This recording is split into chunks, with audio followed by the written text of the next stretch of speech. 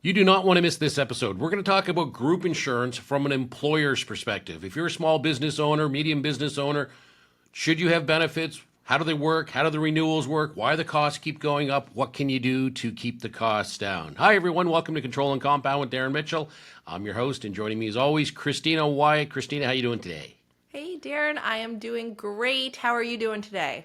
I am doing great. We've been talking about doing this for a while. We get a lot of business owner clients asking questions sometimes about group insurance. And yeah, I'm excited for today's podcast. Me too. Before we get started, though, I just want to remind everybody if you're listening on your favorite podcast platform, please make sure that you subscribe and leave that 5-star review. And if you're listening or watching on YouTube, make sure you like, subscribe, and hit that bell button so you always know when new content is coming out. And don't forget to follow us on social media at Control and Compound on Instagram and TikTok. All right, so let's get into group insurance, Christina. So most small business owners, once you get more than a couple of employees, group benefits is something you either have or you're thinking about. Costs have been increasing for years in this industry, and but employers are offering it, employees are asking about it. So let's dig into it. Yeah, absolutely. And I'm excited to go through this topic with you. I know, Darren, you've got a background in group insurance. I didn't spend a lot of time learning the group insurance side of things, but you did. So, with being a wealth of knowledge on the topic, I'm excited to dig in because I do get questions all the time about it. Because these days, as an employer, it's hard to go without them, right? Like if you want to compete with a government plan and those bigger plans, you're going to have those benefits for your employees, but it's very hard because people come in all the time. They're like, yeah, check this plan out, check that plan out. It's going up next year. It could be the same. It might not. So tons of questions around it. So I'd like to demystify the group insurance side of things by asking you some questions and questions that come to mind for me as well. So let's dig in. I think we should start with the very basics though, in going through exactly when we say group insurance, what are we referring to? Yeah, so group insurance is an employer-sponsored health, dental, disability, and life insurance plan, typically. Health and dental are the ones employees recognize the most, but most of the plans have life and disability in them as well. One of the big misconceptions in Canada is we have a free healthcare system, and the reality is we don't. One of the most expensive components of healthcare is drugs. And if you are under 65, you're not going to have a government program unless you're on social assistance or extremely low income. So it's the working poor, the working middle class, and the executives that they're looking for benefits. And if they don't have benefits, those drug costs can literally bankrupt people. And we've seen it where, drug costs can be 20, 40, 50, 60, $100,000 a year. And if you don't have a plan, it's one of the most overlooked things, even for retirement planning. When people retire in their 50s or prior to age 65, if they don't have retiree benefits, then they retire. They don't have any government program till they're 65. They're putting themselves at a huge risk for drug costs because they're such a huge component. And again, working families, you've got kids, all of a sudden the kids, someone's a diabetic or something more serious, more expensive gets diagnosed. It's a huge hardship on employees. So employers and employees get together and say, great, let's get some group insurance in place and we'll cover those expenses. Gotcha. So it's a good employee benefit, but sometimes when you say those $100,000 in claims, it scares the business owner that's paying for the employee benefit, right? Like I think that's one of the biggest, scariest things. So something that we want to go through today. But if we take it back to the employee benefit side of things, what are the benefits of putting one of these plans in place? I guess from we talked about you mentioned the employee side of things, making sure that they are covered, but what are those benefits that would come for an employee or employer putting one of these in place? Yeah, the greatest benefit of group insurance from an employer's perspective is it helps you attract and retain employees. So important these days. If you don't have a group insurance plan, your employees may go to another organization that does have a group insurance plan. So once you spend all the time, effort, and energy training an employee, the last thing you want is them leaving and then you have to start from scratch. And in today's environment, trying to find a new employee is very difficult. So you want to have something that can attract employees, and once you have them and they're doing a great job, you want to make sure you retain those. So group insurance is really a great way to do that from an employer's perspective. And there's some huge tax advantages to it as well. The great thing about the group insurance system in Canada is any claims that you receive as an employee are completely tax-free, and any premiums the employer pays are tax deductible. So as an employer, if I'm paying for group insurance premiums, that's a write-off for my organization. But when my employees, and I'm one of the employees, when we get reimbursed for health and dental claims, those are completely tax-free to us. So it's a very tax-efficient way to compensate your employees. Like, I would rather $100 of a drug cost reimbursed to me tax-free, because that's $100 of tax-free money, versus $100 extra of salary, where you're going to pay 40 or 50% in tax. So it's an efficient way for the employer to provide for the employees, but really attract and retain employees is the key. Gotcha. So another question that comes up regularly is like, do you have to cover all of your employees? Who is eligible? Can you just, as the business owner, can you just put the group plan on yourselves and nobody else? Or, do you have to put it on everybody? How does that work from an eligibility standpoint, and who needs to be covered under the plan? Yeah, typically most employers are covering all full-time employees working more than 20 hours a week. 20 hours a week is sort of the norm for a lot of insurance carriers to say, okay, we consider you full-time if you're 20 hours or more. Now, you can separate it by class of employees, but you can't discriminate within the class. So in other words, we could have, management at a certain level or executives at a certain level. Maybe they have some extra benefits that some of the regular employees don't have. But if you said, okay, we're going to cover all union employees except these 5 people, you can't do that. So you have to cover everyone within a class. The only discrimination can be within classes. So sometimes you have management and all other employees is a common one. But probably the most common one is just all employees that are full-time are covered. Typically after a 3 to 6 month waiting period, depending upon the plan. You hire someone, you want to make sure, probationary period, that they're going through a waiting period.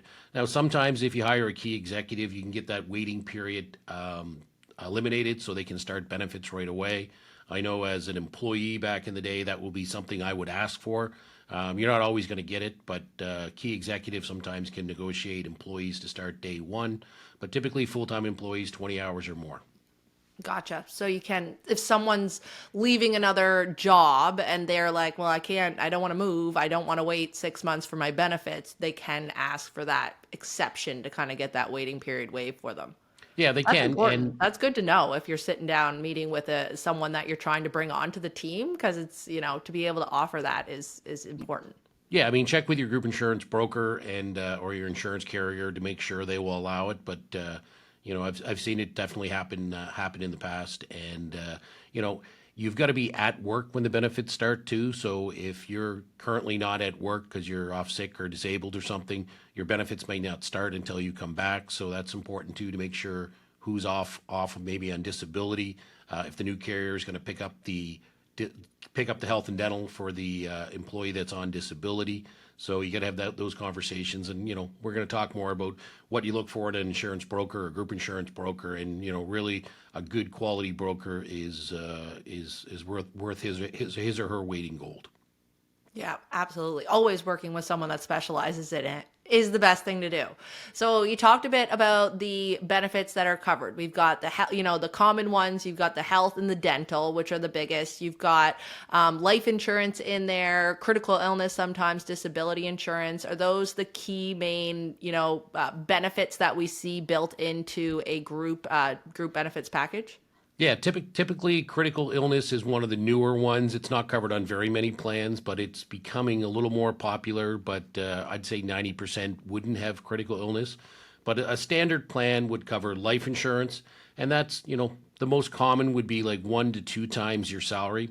So if you're making 50 grand, you have $50,000 of life insurance. If you're making 100 grand, you have 100, or 2 times salary, just 2 times your salary. Sometimes you can have a flat amount. There's usually a dependent life, like 10,000 if your spouse dies or 5,000 for a child. I've actually paid this benefit a few times. It's terrible, but it's actually, you're basically covering the funeral costs. and it's there when they need it the most. Disability, there's short-term and long-term. Most small business plans are just going to have a long-term disability plan. That typically starts after 16, 17 weeks. And the rationale there is for the first 17 weeks, you're going to be covered by employment insurance. There's actually a disability component to EI. So if you're covered by EI for the first 17 weeks, that stops after 17 weeks, and then your long-term disability would start. So if you were disabled, after that time, they would pay you, roughly 2/3, depending upon your schedule, of your disability. An important note on the disability: if the employer pays $1 of the premium of the disability premium, then that benefit to the employee is taxable. So picture you're making, $36,000 a year, you become disabled, and your benefit's 24 grand a year till you're no longer disabled or you're 65. If that's taxable or tax-free, that's a huge difference. So typically on a group insurance plan, we're going to structure it so the employer is paying 0% of the disability premium. So they might pay a little bit more of the health and dental than 50%, but if the employee's money is allocated towards the disability, then when they claim that disability benefit, if they claim it, it would be tax-free. So you want to make sure if the employee is paying for any portion of the benefits, make sure it's allocated towards the disability. And then health and dental. Health and dental are the big ones. Health is by far the greatest component, premium-wise and claim-wise, and the number one component there is drugs. But, there's hospitals, semi-private room, nurse practitioners, massage, all that stuff.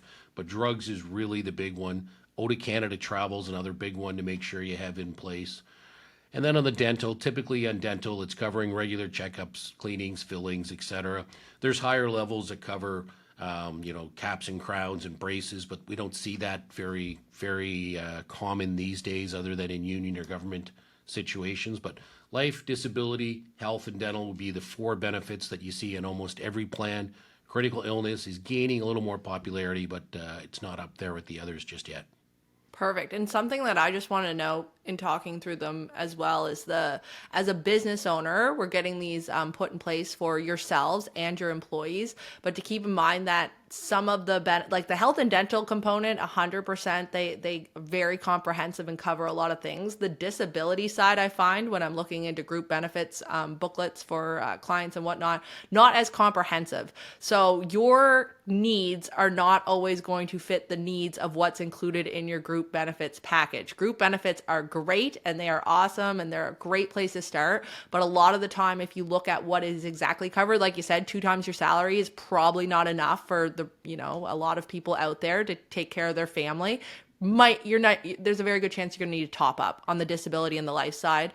Not so much the health and dental. I think they're pretty comprehensive, but the disability and the life, I wouldn't fully rely on what's included in your plan, just because they're not quite as comprehensive as what you get from your own personal plan. Yeah, and there's a sliding scale on the disability where the higher your income is, the less percentage you're typically going to receive as a benefit.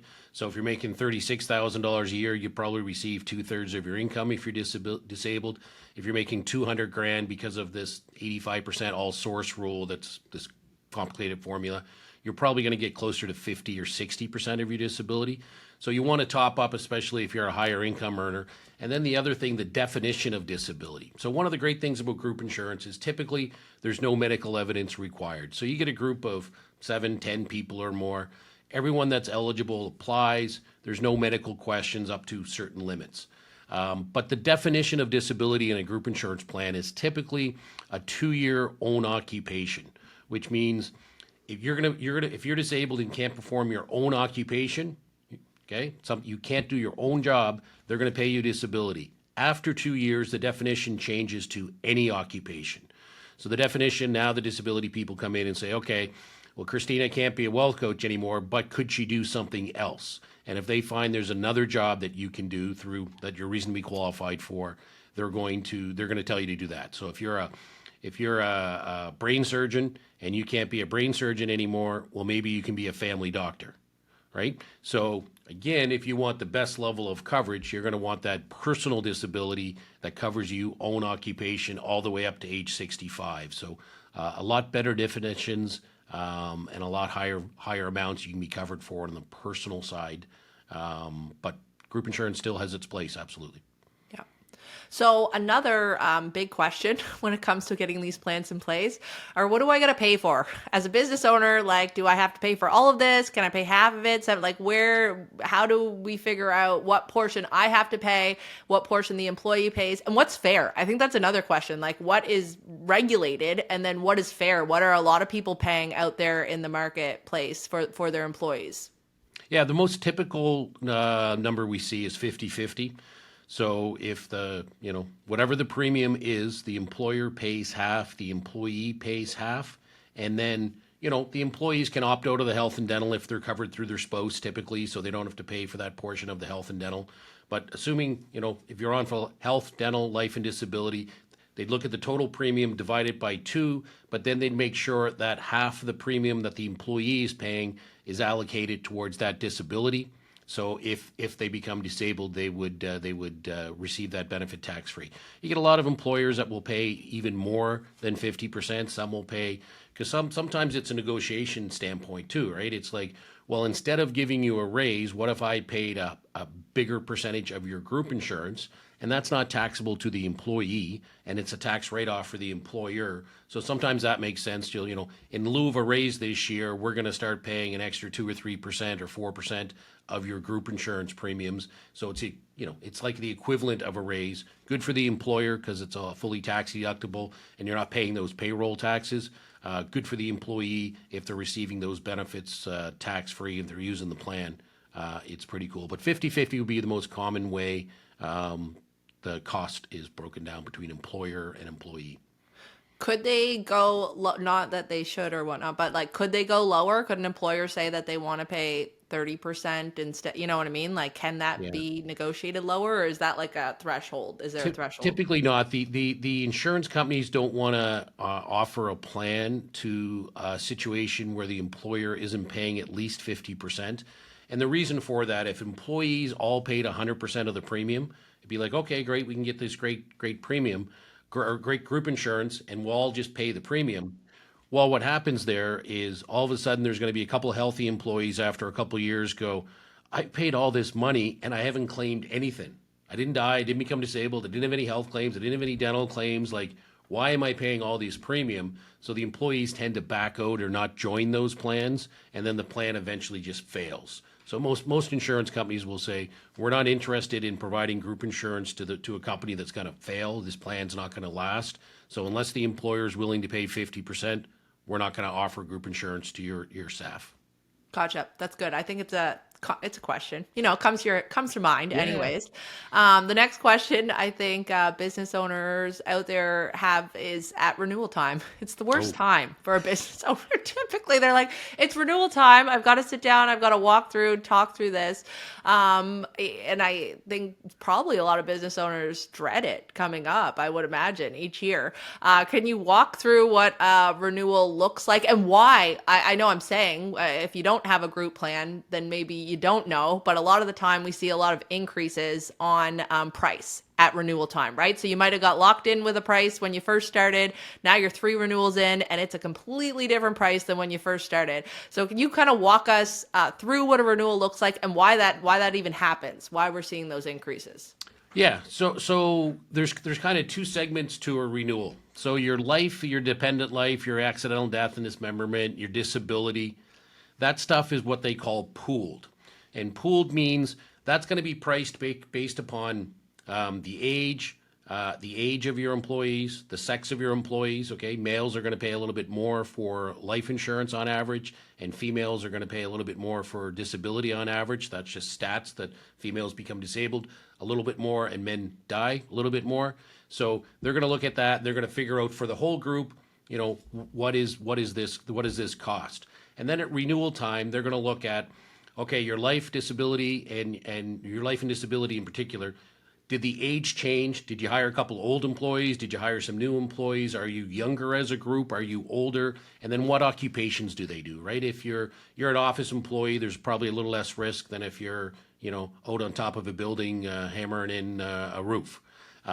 So depending upon the occupation, they're going to rate you. But those pooled increases tend to be just what the overall pool is done. In other words, they're going to say, okay, well, disability is up 2% this year. We're going to increase your rates 2% because you have the same age as you had last year.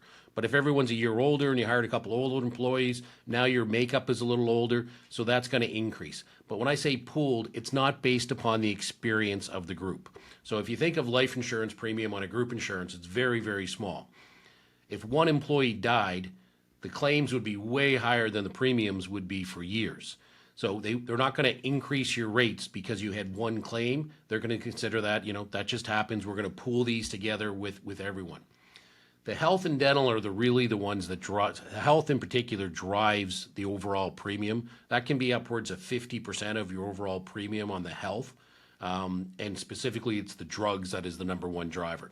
But health and dental are experience rated. So experience rated means the insurance company is going to look at the end of the year and say, okay, how much did you pay in premiums on the health and dental? How much did we pay in claims? Did we do what we want? Okay. So if you look at what most insurance companies want, it's going to range from 70 cents to 85 cents. So 0.7 to 0.85, we call it target loss ratio. So let's say it's 75% or 0.75. The insurance company is targeting every dollar of premium you pay as an employer, they want to pay back 75 cents. Okay, so if you pay $100,000 of premium as an employer for health and dental, they want to pay back 75 cents. Okay, like again, it ranges depending upon your size of your group. But let's say it's 75 in that scenario. Why do they only want to pay back 75 cents? Well, couldn't I do this myself and just, save that difference? Well, no, because your group insurance provider is going to adjudicate all these claims. Is it an eligible claim? Should it be submitted? How the employee submits it? They got to put money in their bank account. As an employer, you can't manage your own group insurance claims. So they're going to look at your actual claims and then figure out, did we do better than we were expecting or worse than we were expecting? And then increase or decrease the claims accordingly. So let's say you had $100,000 of premium and you had a target loss ratio of 75,000. And lo and behold, you claimed exactly $75,000 in claims, all the employees combined. So at renewal time, you go, all right, you paid out 75 cents on the dollar, so that must mean everything worked, no increase. Well, there's a scary little thing called inflation or trend on group insurance, and they're expecting drug costs to go up about 11% a year. So even if you came in at exactly the target that the insurance company wanted, you're still going to see upwards of a 10, 11, 12% increase because of the increasing cost of those drugs. Now, if you do a scenario where your loss ratio is higher, let's say you paid $100,000 of premium and your loss ratio, in other words, your claims divided by your premiums is 90, then $90,000 of claims, 100,000 of premium. Now you have a 0.9% loss ratio. So to figure out sort of just, I call it a quick calculation. It's not going to be your exact renewal because they're going to look at the last couple years, and depending upon your size, they might not just look at you, but let's just keep it simple and say target loss ratio was 0.75, but we actually paid out 90 cents on the dollar. So when they go to calculate that renewal, a quick calculation you can do is the 0.9, your actual loss ratio, divided by your target loss ratio of 0.75, and that's going to work out to a 20% increase, or 1.2. You take that 1.2 and you multiply it, or you add the trend of 11%, and that's going to get you up to a 33% increase. So in that scenario, your quick calculation is if you had a 90% loss ratio and a target of 75, you're going to be looking at a ballpark 33% increase on that particular benefit. So look at your renewal. If it's you're getting a 60% increase, well, you got to talk to someone. If you're getting a 10% increase, you're doing well. The insurance company didn't make money on you, but it's sort of that quick calculation you can do to say, is this renewal in the ballpark? And then talk to your advisor and say, okay, what can we do to reduce this? And again, great group insurance broker is worth their weight in gold. They can negotiate quite a bit at renewal.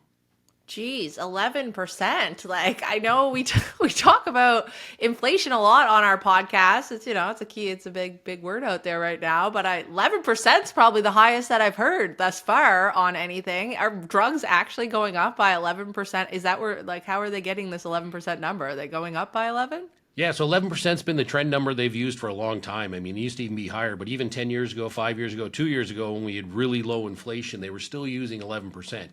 And it's not that the drugs, every single drug is going up 11%. It's if we have these drug utilization reports we get every year on our groups where we can look at and say, okay, what are the top 10 most claimed drugs? And if you look at a plan 2 years ago versus today, on that top 10 most claimed drugs, it's not that the prices went up, it's that there's new drugs being developed and introduced all the time. And these new drugs tend to be more expensive than the old drugs.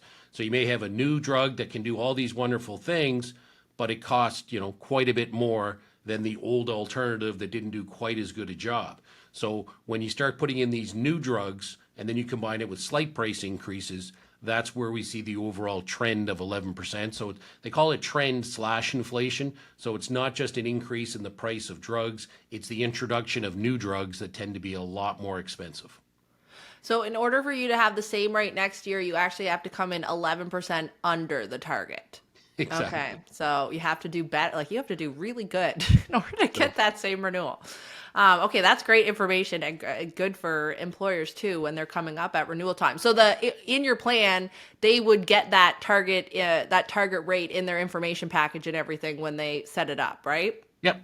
So if you look through your group insurance, you should be able to find a column that says target loss ratio on what they're targeting to pay back. And again, like it's not the only thing you should be looking at, but it's important. But I've seen lower target loss ratios with a good broker able to negotiate do better than someone with a higher target loss ratio that really doesn't know what the group broker doesn't know what they're doing and can't go back to the insurance company and say, hey, we need to bring this down for this reason. Going back with a logical reason why rates should be down. Sometimes I always ask employers, was there any large claims that are not going to be repeated? So in other words, if you had an employee that had $30,000 or $1,000 of claims and that employee died, well then you can make an argument to the insurance company. Listen, that those claims aren't expected to continue, so let's not adjust the premiums as if they're going to continue. Let's negotiate a deal saying if those claims don't continue or we don't expect them to continue, can you come down on your price? So there's lots of things you can do if you know what you're doing when you negotiate a renewal. But yeah, there's not many group insurance carriers that aren't giving a renewal increase once a year. Gotcha. I think group insurance got to be the only place where an advisor can negotiate a rate on behalf of their client too, right? Yeah. It's like that's key in keeping the group in check and getting those right rates. I know. So I know I got a little off track there, and we've covered a lot. So I wanted to ask, what other pieces of advice would you give to employers that are looking to put a group plan in place, or maybe they have a group plan in place and maybe they don't have a broker that knows. Maybe they didn't even know you could negotiate at this point, that could be a huge thing just for people to realize they can negotiate these prices. They don't just have to take them. What other advice would you give? Yeah, it kind of goes back to the infinite banking, same kind of thing. You got to deal with someone that's knowledgeable on this. So if you have an advisor that has one group and doesn't really know what he's doing, that may be fine, but it may not be the person you want, because really you want a knowledgeable group insurance broker who can negotiate those renewals, knows what the new products are, knows how to implement some things for the employer too, like a health spending account that's going to top up things for the employer. One of the big mistakes of group insurance is some group brokers or some employers think, oh, I'll switch every year because I can get a deal. And you absolutely could. So back in my early career, when I was a group insurance person at the insurance company, all these brokers would send me in requests to quote on group insurance, and I would look at them, and everyone in the group insurance business would know the companies that every single year went to market. Every single year they shop for the best price. And you're going to get a good price for 1 year, but then at renewal, if they underpriced you, in other words, the claims are going to be higher than that target loss ratio, you're going to see a big increase, because premiums at the end of the day are purely a function of claims. So if your claims don't decrease, there's no way your premium should be decreasing. So if you switch carriers often, there's a lot of group insurance carriers they just won't quote on your plan anymore. They're not interested in having a client for 1 year. Now, if something happens and you got to leave, that's understandable. But the people that try to switch every year, that's not a good strategy, in my opinion. You've got to be able to work with your current carrier for a number of years to negotiate better rates that make sense for the employer, makes sense for the insurance company, and makes sense for the employee. But switching every year, eventually that's going to catch up to you, and you're going to end up paying more than you would if you stayed with a carrier and made it work for everyone involved. So you're taking your claims history with you when you go to the new carrier. It's not like they can't see what you've done in the past anyways, right? So you're almost looking for a 1-year deal that you're getting, almost like when you switch from your internet providers, trying to find the best deal. Don't do that in group insurance. Don't do that, is what you're saying. Yeah, absolutely. If you go to a new provider and your group broker goes to a new provider and says, okay, we're going to go quote, the 5 or 10 insurance companies in this field.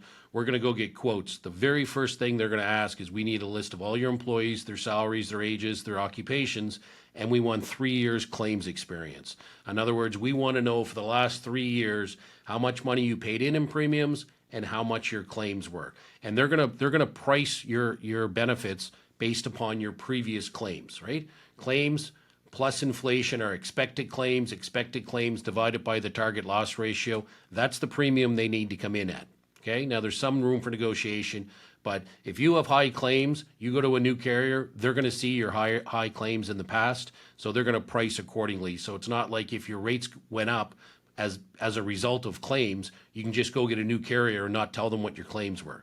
That they're not going to quote on you. Gotcha.